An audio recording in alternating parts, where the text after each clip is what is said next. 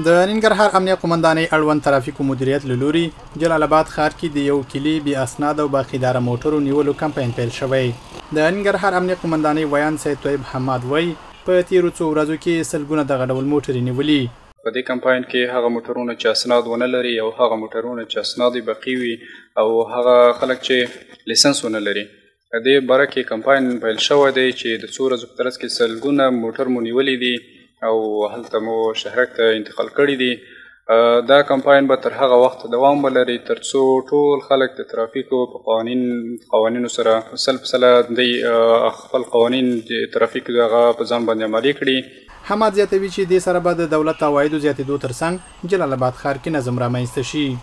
ګټه به دا وي چې ترافیک او عواید به ورسره اضافه کیږي او په ښار کې به نظم رامنځته کیږي او ګڼه ګوڼه چې کومه د دې موټرو د بې اسناده موټرو او د هغه موټر چې په پلیټون د بل ولایت کې او دلته فعالیت کوي دا که د دې ولایت نه هغه شي لرې کړل شي نو کومه ګډوډي چې د هغه له منځه ځي او په عموم کې څنګه چې د جرایمو کچه مکمله توګه راټیټه شوې ده صفر ته راټیټه شوې ده دا به هم د نور هم د جرایمو په مخنیوي کې ډیر مهم رول ولري.